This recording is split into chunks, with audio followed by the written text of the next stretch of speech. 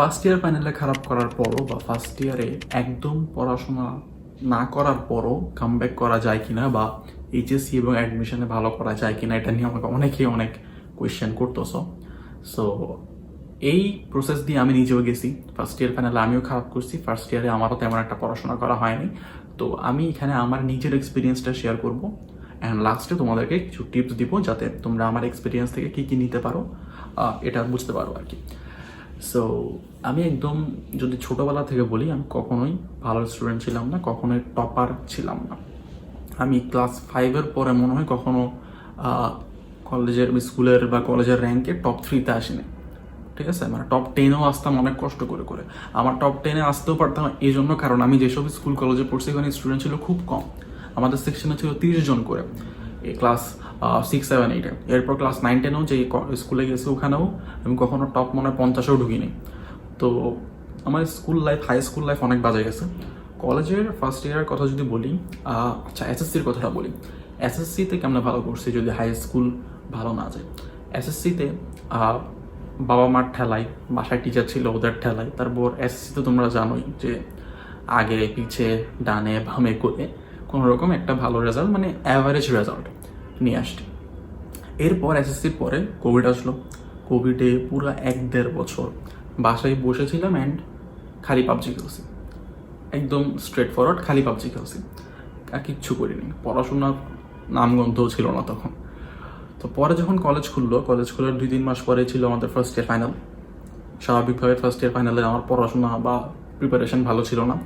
তো first year ফাইনালে আমার মোটামুটি বলতে পারো খারাপই হয় অ্যান্ড একটা সাবজেক্টে ফেলও আসে, ঠিক আছে। এরপরও যে আমার মধ্যে সিরিয়াসনেস আসছে খুব একটা তা না। ফার্স্ট ইয়ার ফাইনালে কিছুদিন পরে আমাদের কলেজে একটা ভাইয়া আর একটা আপু আসে। ওরা হচ্ছে আইবিএ চান্স পাইছিল। ওরা প্রবাবলি ছিল 20 ব্যাচের, ঠিক আছে। তো আমি তখন চিন্তা করলাম যে ওরা আইবিএটা কি ফার্স্ট অফ অল, তার উপর ওদেরকে এত প্রায়োরিটি দেওয়া হচ্ছে কেন, বা ওদেরকে কেন টিচাররা এত মানে কি বলবো এত বাহবা দিচ্ছে, রাইট। সো আমি এটা নিয়ে একটু ঘাটাঘাটি করলাম। আইবিএ নিয়ে ঘাটাঘাটি করতে গিয়ে আমি মোটামুটি সব ইউনিভার্সিটি নিয়ে ঘাটাঘাটি করলাম যে কোথায় কোথায় আমার সম্ভাবনা আছে, আমার ইন্টারেস্ট কোথায় কোথায় আছে। তো এটা ঘাটাঘাটি করতে গিয়ে একটা জিনিস রিয়েলাইজ করলাম যে অ্যাডমিশনের যে পাথগুলো আছে, অ্যাডমিশনে চান্স পাওয়ার যে ব্যাপারটা আছে, এটা অনেক অনেক বেশি কম্পিটিটিভ। সো অ্যান্ড আমার মাথায় আরেকটা জিনিস আসলো যে এইচএসসি পর্যন্ত তো আমার একটা পরিচয় আছে যে নিহাল এই কলেজের স্টুডেন্ট। সো এটা আমার পরিচয়। এইচএসসির পর আমার পরিচয় কি? আমাদের ম্যাক্সিমাম পরিচয়ের সাথে কিন্তু একটা ইনস্টিটিউশন জড়িত থাকে, ঠিক আছে।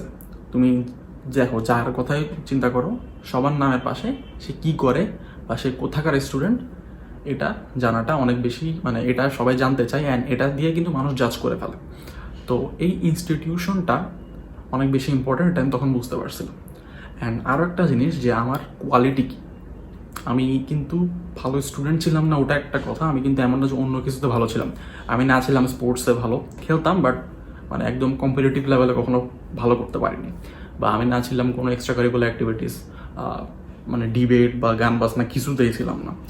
তো বলতে পারো আমি একটা বিলো অ্যাভারেজ গাই যার কোনো বলার মতো কোয়ালিটি নেই। তো এই জিনিসটা আমাকে অনেক ট্রিগার করে। তখন আমি চিন্তা করলাম যে আমার ইন্টারেস্ট কোথায়। তো ইন্টারেস্ট খুঁজতে গিয়ে দেখলাম আমার যেখানে ইন্টারেস্ট আছে, ধরো টুকটাক গেমিং করতাম, এগুলোর কোনো ফিউচার নেই, প্লাস এগুলোতে কোনো ফ্যামিলি সাপোর্ট দিবে না। তো আমি জাস্ট পড়াশোনায় ফোকাস করছি, যদিও পড়াশোনায় আমার ইন্টারেস্ট ছিল না কখনো, এখনও নাই। পড়াশোনা স্টার্ট করছি জাস্ট নিজের নামের পাশে কিছু কোয়ালিটি আনার জন্য, জাস্ট ওই জেদটা থেকে যে কিছু একটা মানে দেখাইতে হবে, কিছু একটা করতে হবে। তো পড়াশোনাতে যখন ফোকাস করছি অবভিয়াসলি ফ্যামিলি সাপোর্ট এখানে দিবেই। আমি যখন বাসায় টিচার চাইছি তখন পাইছি, যখন যে কোর্স কিনতে চাইছি ওটাই করতে পারছি, ওগুলোতে কোনো সমস্যা হয়নি। আমার ফ্যামিলি মোটামুটি ফাইন্যান্সিয়ালি সলভেন্ট, আলহামদুলিল্লাহ। তো যখন আমি প্রথম পড়াশোনা শুরু করছি একদম জেদ নিয়ে, তখন দেখা গেছে মানে আমি 3-4 ঘন্টা ঘুমাই দিন পার করে দিচ্ছি। মানে যখনই জেদ শুরু হয়েছে তখন এক সপ্তাহে এরকম 3-4 ঘন্টা ঘুমাই কাটিয়ে দিছি, আমার মানে গায়েও লাগে না। যদিও এটা বেশি দিন কন্টিনিউ হয় নাই, কারণ 3-4 ঘন্টা ঘুমানো এটা কোনো সুস্থ মানুষের কাজ না। পরে এটাকে একটা অপটিমাম লেভেল 6-7 ঘন্টায় নিয়ে আসছি। তো এভাবে করে আমি একদম আমার লাইফটা ডিসিপ্লিন করে ফেলছি। ডিসিপ্লিন মানে আমার সব, আমি গেম খেলতাম প্রচুর। আমার একটা ফ্রেন্ডের বাসায় গিয়ে আমি PS4-এ, হ্যাঁ তখন তো PS4-এ ছিল, PS4-এ গেম খেলতাম। তো ফিফা খেলতাম আর কি প্রচুর, ওটা বাদ দিছি। আমি দেখা যেত প্রতি শুক্রবারে বা প্রতি শুক্রবার শনিবারে উইকে অ্যাটলিস্ট একবার টার্ফে গিয়ে ফুটবল খেলতাম, ওটাও বাদ দিছি।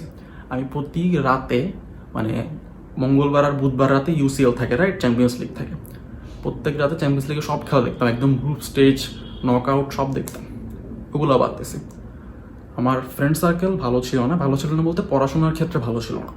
যারা আমার ফ্রেন্ড সার্কেল ছিল তারা এখনও আছে, বাট তাদের যে কাজকর্ম ওগুলা দিয়ে আসলে HSC-তে ভালো করা বা অ্যাডমিশনে ভালো করা পসিবল না। তো আমি ওদের সঙ্গটাও অনেক ক্ষেত্রে অ্যাভয়েড করছি। ধরো আমাকে ফোন করতো, চল নিচে আয়, চল বাইরে চল, চল খাইতে যাই বা খেলতে যাই, ওগুলো অ্যাভয়েড করছি। আমার লাইফটা পুরোপুরি ডিসিপ্লিনে নিয়ে আসছে। এই ডিসিপ্লিনের কারণেই আসলে আমার কামব্যাক করাটা পসিবল হয়েছে। এই ডিসিপ্লিনের কারণে দেখা গেছে এইচএসসি যখন শুরু হওয়ার কথা ছিল, এর 1 থেকে 2 মাস আগে আমার মোটামুটি সিলেবাস শেষ। মানে বলতে পারো আমি 6 মাস বা 7 মাসের একটা পিরিয়ডের মধ্যে সিলেবাসটা মোটামুটি এইচএসসির জন্য যতটুকু লাগে ওটা শেষ করছি। বাকি যে সময় ছিল ওটাতে আমি টুকটাক অ্যাডমিশনের পড়াটা আনছি, যেমন ধরো কনসেপ্ট বুক টুক হালকা পাতলা সলভ করছি। তো এখানে আমি এই জিনিসটা বলবো তোমাদেরকে যে আমার কামব্যাক করাটা কেন পসিবল হয়েছে বা তোমরা কেন কামব্যাক করতে পারো না।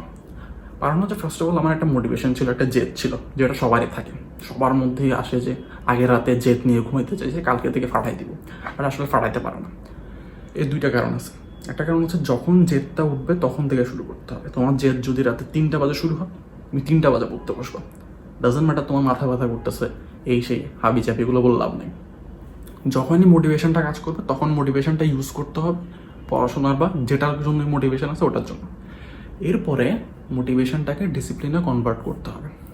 আমার যে একটা পিরিয়ড বললাম না 3-4 ঘন্টা ঘুমাইতাম, ওই পিরিয়ডে যদি আমি আমার মোটিভেশনটাকে ডিসিপ্লিনে কনভার্ট করতে না পারতাম তাহলে হয়তো আমার কামব্যাক করাটা পসিবল ছিল না।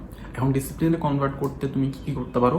ফার্স্ট অফ অল স্যাক্রিফাইস করতে হবে, তোমার বদ অভ্যাসগুলা রিপ্লেস করতে হবে ভালো অভ্যাস দিয়ে। তোমার বদ অভ্যাস হইতে পারে তুমি প্রচুর গেম খেলো বা খেলা দেখো বা খেলতে যাও বা বাইরে খেতে যাও।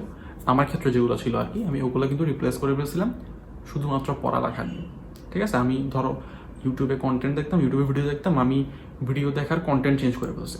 আমি এখন দেখতাম মোটিভেশনাল ভিডিও বা ধরো একাডেমিক কীভাবে তোমার পড়াশোনা আরও বেশি ইফেক্টিভ করা যায় ওই টাইপের ভিডিও। তো রিপ্লেস করতে হবে ব্যাড হ্যাবিটগুলো গুড হ্যাবিট দিয়ে, তাহলে তোমার ডিসিপ্লিনটা আসবে।